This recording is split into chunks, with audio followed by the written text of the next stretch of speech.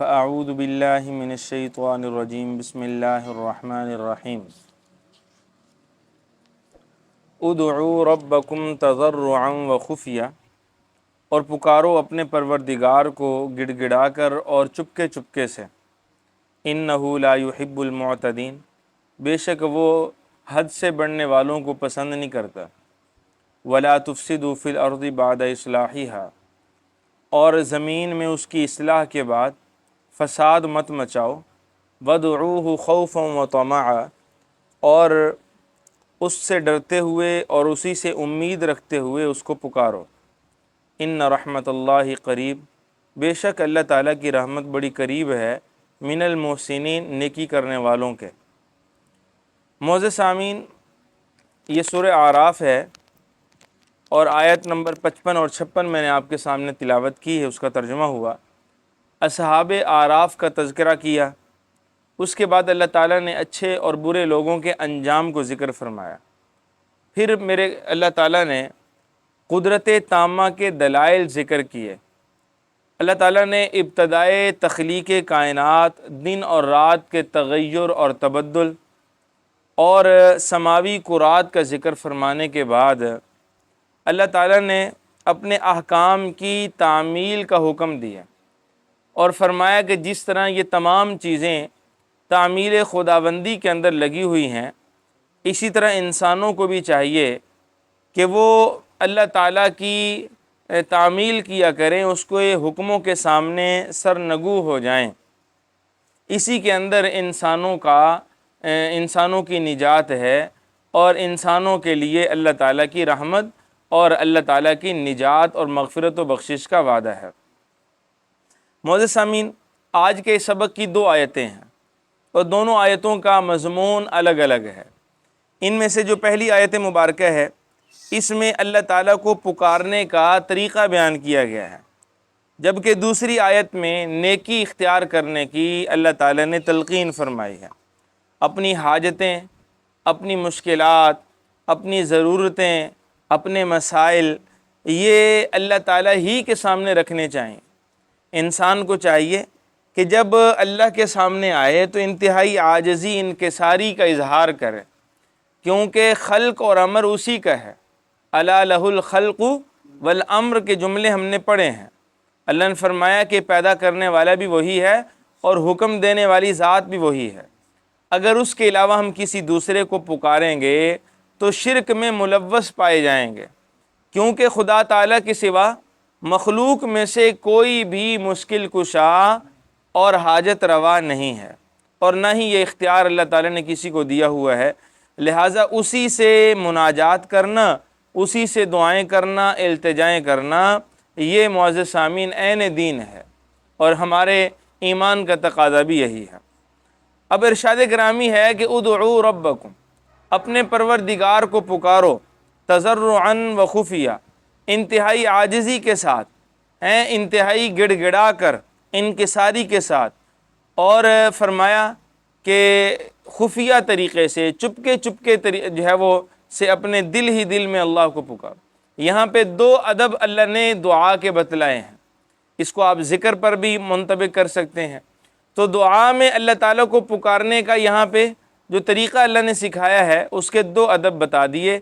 پہلا یہ ہے کہ جب اس کے سامنے ہاتھ پھیلانے ہیں، جب اس سے التجائیں کرنی ہیں، دعائے دست دراز کرنا ہے، تو انتہائی عاجزی اختیار کرنی ہے، انتہائی انکساری اختیار کرنی ہے کہ اللہ تعالیٰ کو بھی پتہ چلے کہ میرا بندہ انتہائی میرے سامنے عاجزی کا اظہار کر رہا ہے، اور یہی عاجزی اللہ تعالیٰ کو محبوب ہے۔ یعنی انسان اپنے جو ہے وہ اپنی مجبوری کا اللہ کے سامنے اظہار کرتا رہے، اپنی عاجزی کا اللہ کے سامنے اظہار کرتا رہے، یہ چیز اللہ کو بڑی پسند ہے، اللہ کو بڑی محبوب ہے۔ اور دوسرا ادب کیا سکھایا کہ جب اسے پکارنا ہے تو چپکے چپکے سے پکارنا ہے، دل ہی دل میں پکارنا ہے۔ معزز سامعین، مناجات اور دعا یہ دونوں عبادت ہیں، اور عبادت صرف عبادت نہیں بلکہ افضل ترین عبادات میں اسے شمار کیا گیا ہے۔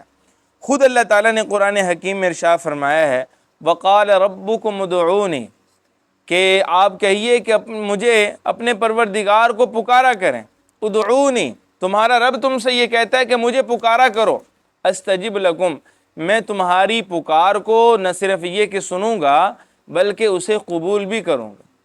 اور پھر تنبیہ کے طور پہ فرمایا کہ اگر کوئی مجھ سے دعا نہیں کرے گا تو میں اس سے ناراض ہو جاؤں گا۔ یہ حدیث مبارکہ کے جملے ہیں۔ اور یہاں پہ کیا فرمایا، ان الذین یستکبرون عن عبادتی، کہ جو میری اس عبادت سے تکبر کرے گا، اترائے گا، منہ پھیرے گا کہ مجھے کیا ضرورت ہے مانگنے کی، میرے پاس تو سب کا سب ہے، تو بھائی یہ کیا ہے، تکبر ہے۔ تو فرمایا اگر کوئی تکبر سے کام لے گا، میری عبادت سے منہ پھیرے گا، سیدخلون جہنم داخرین، ہم ان قریب اسے جہنم کے اندر پھینک دیں گے۔ تو معزز سامعین، ان آیات کا جو لب لباب ہے، جو پیغام ہے، وہ کیا ہے کہ انسان اللہ کے سامنے دعائیں کرتا رہے، اللہ کے سامنے اپنی ضروریات بیان کرتا رہے، اپنی عاجزی اور انکساری کا اظہار کرتا رہا کرے۔ یہ جو ہے وہ ان آیات مبارکہ کا مفہوم ہے، یہ پیغام ہے۔ اور میں نے عرض کیا کہ یہ جو دعا ہے یہ صرف عبادت نہیں ہے، بلکہ حدیث مبارکہ کے الفاظ کیا ہیں، الدعاء مخ العبادہ، کہ نہ صرف یہ عبادت بلکہ تمام عبادتوں کا مغز اور نچوڑ ہے۔ اس لیے کہ جب انسان عبادت کرتا ہے تو عبادت کے اختتام پر اللہ دعاؤں کو قبول فرماتا ہے، وہ لینے کا موقع ہوتا ہے۔ اللہ کی رحمت اس وقت انسان کی طرف متوجہ ہوتی ہے۔ اگر انسان اس وقت منہ پھیر لے، اس وقت اللہ تعالیٰ سے دعا نہ کرے، تو اس کی اپنی ہی بدبختی اور بدقسمتی کہی جائے گی، باقی کسی اور کا کیا نقصان ہو سکتا ہے۔ دوسرا معزز سامعین، اس کو ذکر پر بھی ہم محمول کر سکتے ہیں، یعنی ادعوا ربکم تضرعا وخفیہ، اپنے رب کو پکارو عاجزی کے ساتھ اور چپکے چپکے طریقے سے۔ یعنی اس کا ایک مطلب یہ بھی نکل سکتا ہے کہ اس پکارے جانے سے مراد ذکر ہے، یعنی جب تم اس کا ذکر کرو تو عاجزی کے ساتھ کرو اور گڑ گڑا کر کرو اور انتہائی محبت کے ساتھ سرشاری کی کیفیت میں کرو۔ تو معزز سامعین، اب اس کا وصول بھی یہاں پہ علماء نے بیان فرمایا ہے کہ ذکر بالجہر افضل ہے، یہ ذکر بالسر افضل ہے۔ تو معزز سامعین، ذکر عام حالات میں تو چپکے سے ہی افضل ہے، علماء یہی بیان فرماتے۔ البتہ بعض خاص حالات ایسے ہیں، خاص مواقع ایسے ہیں کہ ان میں بلند آواز سے ذکر کرنے کا بھی حکم ہے اور ذکر کیا بھی جاتا ہے۔ مثال کے طور پہ اذان ہے تو اللہ کا ذکر ہے، بلند آواز سے کہی جاتی۔ تکبیر ہے تو اللہ کا ذکر ہے، بلند آواز سے کہی جاتی ہے۔ تلبیہ ہے، یہ جو حجاج کرام پڑھتے ہیں تو وہ بھی اللہ کا ذکر ہے، لبیک اللہم لبیک لا شریک لک لبیک ان الحمد والنعمت لک والملک لا شریک لک، یہ بھی ایک اللہ کا ذکر ہے، لیکن اسے بھی بلند آواز سے کہنے کا حکم ہے۔ اسی طرح یہ ابھی ہمارے سامنے تکبیرات تشریق گزری ہیں، ایام تشریق جنہیں کہا جاتا ہے، اس میں جو تکبیریں ہم پڑھتے ہیں وہ بھی بآواز بلند پڑھنے کا حکم ہے۔ اسی طرح امام کو جہری نمازوں میں بلند آواز سے قرات کرنے کا حکم ہے، اور ہر اونچ نیچ کے موقع پر بلند آواز سے تکبیرات امام کے لیے کہنے کا حکم ہے۔ اسی طرح اگر امام بھول جائے، خطا پر ہو، تو مقتدی کو سبحان اللہ بلند آواز سے کہہ کر امام کو متوجہ کرنے کا حکم ہے۔ اسی طرح معزز سامعین، بہت سی ایسی جو ہے وہ جگہیں ہیں جو ہمارے سامنے آئیں کہ ان تمام مواقع پر حکم دیا جا رہا ہے کہ یہ ذکر بلند آواز سے کرنا۔ اس کے علاوہ باقی تمام مواقع پر ذکر خفیہ طریقے سے دل ہی دل میں یہ کرنا زیادہ بہتر ہے۔ اللہ تعالیٰ خود جو ہے وہ فرماتے ہیں، رسول اللہ صلی اللہ علیہ وسلم کی ایک حدیث مبارکہ ہے کہ خیر الذکر الخفی و خیر الرزق ما یکفی، کہ بہترین ذکر وہ ہے جو خفیہ طریقے سے ہو، اور بہترین رزق وہ ہے کہ جو انسان کے لیے کافی ہو جائے۔ وہ بھی کیا رزق ہوا کہ دیکھنے میں تو بہت زیادہ ہے لیکن پورا نہیں پڑ رہا۔ تو فرمایا کہ وہ رزق سب سے بہترین ہے جو اگرچہ مقدار کے اعتبار سے کم ہو لیکن پورا آ جائے، وہ کیفی جو ہے وہ سب کے اندر کفایت کر جائے بس۔ اور علماء نے یہاں پہ ایک بات لکھی کہ اگر جو ہے وہ چیز ہم کوئی تقسیم کر رہے ہیں یا گھر کے اندر کوئی مہمان آئے کھانا بنایا تو اگر وہ پورا آ گیا تو یہ بھی ایک برکت کی نشانی ہے۔ برکت کا صرف یہ مطلب نہیں کہ بہت سارا جو ہے وہ بچ جائے، برکت اسے بھی کہتے ہیں کہ چیز جو ہے وہ تمام افراد میں کیا ہو جائے، پوری تقسیم ہو جائے، بات سمجھیں، نہ وہ بڑے نہ کم ہو، یہ بھی برکت کی ایک علامت ہے۔ اور یہ بھی برکت ہے کہ چیز کو جو ہے وہ وافر مقدار میں بچ بھی جائے۔ تو بہرحال معزز سامعین، اب یہاں پہ کیا فرمایا کہ خیر الذکر الخفی ہے، کہ بہترین ذکر وہ ہے جو انسان خفیہ طریقے سے کر رہے۔ تو معزز سامعین، اب اللہ تعالیٰ یہاں پہ کیا فرما رہے ہیں کہ اچھا اسی طرح کی ایک اور بات، حضرت سیدہ مریم سلام اللہ علیہا، ان کو جب حضرت زکریا علیہ السلام نے بند کمرے کے اندر بے موسم پھل چنتے ہوئے کھاتے ہوئے دیکھا تو پوچھا کہ یہ کہاں سے آئے؟ انہوں نے کیا جواب دیا کہ یہ میرے رب کی طرف سے میری مہمان نوازی کی گئی، یعنی اللہ نے بھیجے ہیں۔ تو حضرت زکریا علیہ السلام اس وقت ضعیف تھے، اور ان کی جو اہلیہ تھیں وہ بھی انتہائی بوڑھی تھیں، بلکہ قرآن کہتا ہے کہ وہ بانجھ ہو گئی تھیں۔ تو حضرت زکریا علیہ السلام کے دل میں اللہ نے یہ خیال ڈالا کہ جو خدا، جو ذات بے موسم پھل بند کمرے میں اپنی ایک بندی تک پہنچا سکتی ہے، تو کیا وہ ذات ہمیں بے موسمی اولاد نہیں دے سکتی؟ کیا ہوا اگر ہم بوڑھے ہو گئے؟ تو بے موسم پھل بھی تو دے رہا ہے۔ اب قرآن کیا کہتا ہے؟ اذ نادا ربہ نداء خفیہ، دل ہی دل میں زکریا نے اللہ کو پکارا، دل ہی دل میں اللہ سے دعائیں کی، اللہ تعالیٰ نے اس دعا کو قبول فرمایا۔ اور حضرت موسیٰ علیہ السلام کے دور کا وہ واقعہ تو بڑا معروف ہے کہ قحط سالی ہو گئی، بارشیں بند ہو گئیں، تو حضرت موسیٰ علیہ السلام نے اللہ تعالیٰ سے دعائیں کی۔ اللہ نے فرمایا کہ استسقاء کی نماز پڑھو، میدان میں سب کو لے جاؤ، مانگو تو میں جو ہے وہ بارش برسا دوں گا۔ اب حضرت موسیٰ علیہ السلام نے جوانوں کو، بوڑھوں کو، بچوں کو، عورتوں کو، سب کو لیا اور جو ہے وہ میدان میں جا کے اللہ سے دعائیں کرنے لگے۔ اللہ نے فرمایا کہ جس گناہگار کی وجہ سے میں نے کہا تھا کہ باہر آ جاؤ، اس کو تو تم ساتھ لے کے آ گئے ہو، جب تک وہ اس مجلس سے اٹھ کر نہیں جاتا میں بارش نہیں برساؤں۔ اب معزز سامعین، جو گناہگار تھا وہ تو جانتا تھا نا کہ میں گناہگار ہوں، اب اس نے کیا کیا؟ دل ہی دل میں اللہ تعالیٰ سے توبہ اور استغفار ہے، اور کہا کہ الہ العالمین، اگر یہاں سے اٹھ کے جاؤں گا تو کیا بھرم باقی رہے گا، کیا عزت میری باقی بچے گی؟ خاک میں مل جاؤں گا، مٹی ہو جاؤں گا۔ آپ کی شان بے نیازی، آپ کی کریمی، آپ کا لطف مہربانی بڑی عام ہے، آپ مجھے معاف فرما دیجیے۔ توبہ کر لی پکی، اور دل ہی دل میں کی۔ اب جو ہے وہ حضرت موسیٰ علیہ السلام ادھر سے اعلان کر کے ہٹے، ادھر سے بارش برسنے لگی، بادل آئے، گھٹائیں چھا گئیں اور موسلا دھار بارش شروع ہو گئی۔ حضرت موسیٰ علیہ السلام نے کہا الہ العالمین، یہ کیا ہو گیا؟ ابھی میں نے اعلان کیا ہے کہ یہاں سے جب تک وہ گناہگار جائے گا نہیں، اللہ کہہ رہے ہیں کہ میں بارش نہیں برساؤں گا، اور کوئی گیا بھی نہیں، لوگ میرے بارے میں کیا سوچیں گے کہ معاذ اللہ موسیٰ اپنی طرف سے باتیں کرتا ہے۔ تو پھر اللہ تعالیٰ نے فرمایا کہ اے موسیٰ، جس کی وجہ سے بارش کو میں نے روک رکھا تھا اسی کی وجہ سے میں اب بارش برسا رہا ہوں۔ حضرت موسیٰ علیہ السلام نے کہا یا اللہ، آپ مجھے بتائیے کہ وہ کون ہے، میں اس کو زیارت کر سکوں، اس کو مل سکوں۔ تو اللہ تعالیٰ نے فرمایا کہ اے موسیٰ، جب میری دشمنی تھی میں نے تب نہیں بتایا تھا، اب تو میری دوستی ہو گئی۔ اب دیکھیے یہاں بھی جو صاحب ہیں وہ دل ہی دل میں اللہ سے توبہ اور استغفار کر رہے ہیں، اور اللہ تعالیٰ اس استغفار کو، اس دعا کو کیا کر رہے ہیں؟ قبول بھی فرما رہے ہیں۔ اس لیے معزز سامعین، اللہ کو پکارنا چاہیے، اللہ کو جو ہے وہ انسان ندا تو دے، اللہ کو پکار کے دیکھے تو صحیح، اللہ کے سامنے اپنی ضروریات رکھے تو صحیح، اللہ کے سامنے اپنی حاجات رکھے تو صحیح۔ میں نے ایک بزرگوں سے واقعہ سنا، انہوں نے اپنا واقعہ بتلایا، فرماتے ہیں کہ یہ آج سے کوئی 40 سال پہلے کی بات ہے، ہم ایک جماعت لے کر جو ہے وہ افریقی ممالک میں گئے، اب وہاں پہ ایئرپورٹ پہ ہمیں روک لیا گیا۔ تو کہتے ہیں کہ وہاں ہم سے پہلے ایک پختون لوگوں کی، پٹھانوں کی جماعت وہاں پہ موجود تھی، ان کو بھی روکا ہوا تھا۔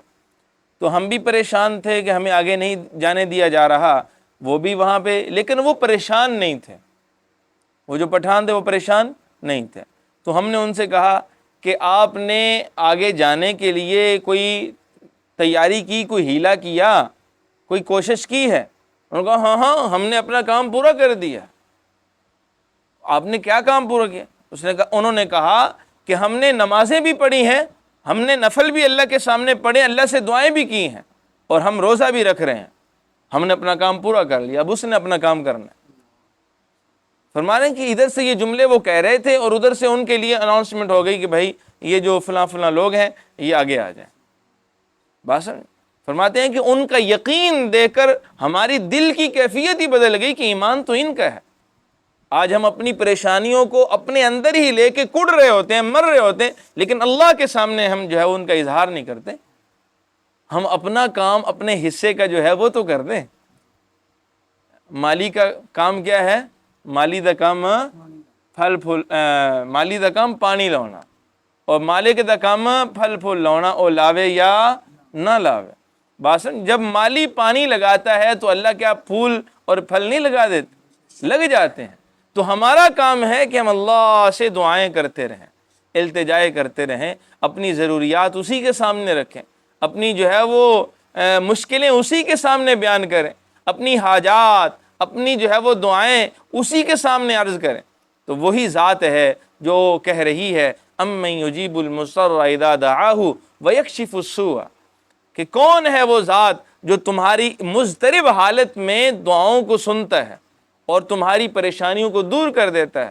الہ مع اللہ، کیا اس اللہ کے علاوہ کوئی اور بھی معبود ہے جو تمہاری دعاؤں کو سنے اور تمہاری پریشانیوں کو دور کر دے؟ تو اس لیے معزز سامعین، کمی جو ہے وہ نقص ہماری طرف سے ہے، کمزوری ہماری طرف سے ہے، ہم اپنے حصے کے کام نہیں کر رہے، وہ اپنے حصے کا نواز رہا ہے، وہ تو عطا کر رہا ہے۔